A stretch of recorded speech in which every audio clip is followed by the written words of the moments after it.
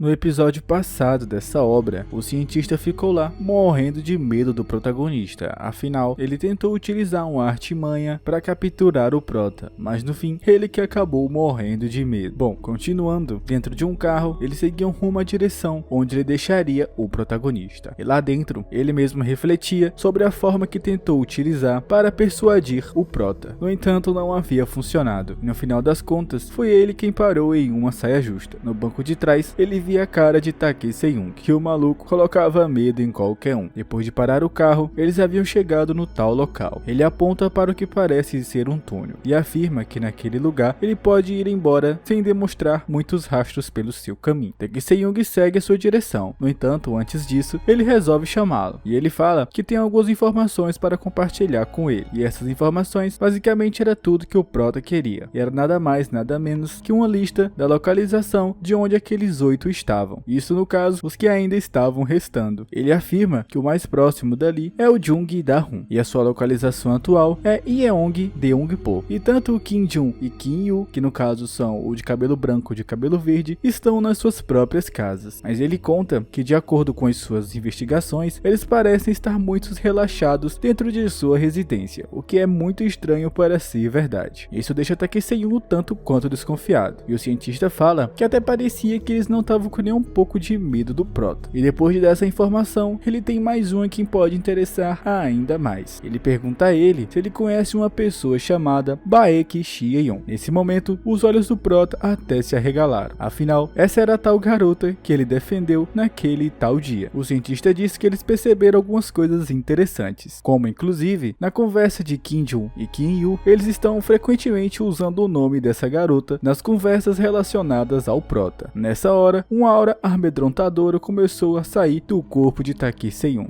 O cientista até mesmo começou a ficar desesperado. Afinal, ele pensou que tinha falado alguma besteira. No entanto, num piscar de olhos, o protagonista deu um salto e saiu dali. O coração do maluco estava quase parando, mas de alguma forma ele conseguiu ficar vivo. Saltando pelos prédios da cidade, Takei Seiyun ia em direção de onde Baek Shieyon aparentemente poderia estar. Isso seguindo as instruções do cientista. E pela sua cara, dava para perceber que o maluco não estava para brincadeira. Do outro lado da cidade, um homem estava investigando outro carinha. Ele parecia estar falando alguma coisa muito estranha. Esse cara fala que ele conhece Baek Shieyon e que ela havia sido vítima também do incidente que aconteceu há 3 anos atrás. Isso envolvendo aquelas 10 pessoas. Isso os pais do prota e os 8 que estavam envolvidos. O carinha se pergunta como ele sabia disso. Afinal, não havia muitas informações do que tinha acontecido com ela. Ele conta que naquela época ele acabou recebendo a ligação mencionando 2 estudantes que estavam seriamente machucados. Isso, um homem e uma mulher. E naquele dia, 2 ambulâncias foram mobilizadas para ir até o local. No entanto, em outra ligação, eles contaram que apenas uma delas havia sido enviada e a outra aparentemente não foi até o local. O investigador já estava meio que se tocando o que isso queria dizer. É que na verdade, eles queriam encobrir o que havia acontecido com a garota. O carinha assustado fala que pode contar mais sobre o que aconteceu lá no hospital e também quem eram os profissionais que estavam envolvidos. Isso no tratamento de Baek Shieyon. Ele contou que naquela época era de extrema importância nada relacionado a ela fosse divulgado e tudo o que acontecesse teria que ser mantido em completo sigilo. E do outro lado da cidade, lá no hospital psiquiátrico, dentro de uma sala, aparentemente rabiscando as paredes e fazendo alguns desenhos estranhos, estava uma garota. E essa garota era nada mais, nada menos do que Baek Shieyon. E enquanto olhava para os seus rabiscos, inclusive sobre 2 policiais, ela aparentemente pedia desculpas e conta que teve que fazer aquilo. Nesse momento, as peças do quebra-cabeça se encaixam. Afinal, haviam 2 policiais que aparentemente haviam sido encontrados depois de terem ido jogar no Vasco. E pelo que parece, ela foi a responsável de causar isso com eles 2. E diferente do que eles pensavam, ela era total responsável. A gente não consegue entender muito bem os motivos pela qual ela fez isso. No entanto, pelo que parece, eles tinham alguma coisa a esconder. E continuando mais acima, um desenho um tanto quanto estranho, meio que relatava o que havia acontecido com os pais do protagonista. E na sua cabeça, ela chamava pelo nome do prota. Voltando para aquela entrevista, o investigador continua perguntando sobre o que havia acontecido com Baek Shieyon, mas o carinha fala que eles foram obrigados a dizer que apenas uma ambulância foi enviada ao local. Mas o cara pergunta o porquê que as informações de Takei Seiyun haviam sido divulgadas e a da garota não foi. E o maluco conta que eles acabaram sendo subornados e por isso não puderam contar. E até mesmo os pais de Tae Se-young não sabiam que a outra menina estava viva. O investigador fica com muita raiva disso. Afinal, por muito tempo eles esconderam essa informação tão importante. O maluquinho parecia estar bem assustado e a sua voz estava trêmula. Ele disse que isso é horrível, no entanto, ele não aguentava mais esconder isso em seu peito e por isso contou a verdade. Ele disse que as pessoas importantes podem silenciar quem eles quiserem e não foi diferente com ele e sua família. O investigador pergunta o que aconteceu com a família da garota e ele conta que eles acabaram sendo indenizados. No entanto, o investigador demonstra muita raiva. Afinal, indenização não paga o que havia acontecido, que dinheiro não podia resolver todos os problemas do mundo, principalmente o que havia acontecido com os pais de Tae Se-young.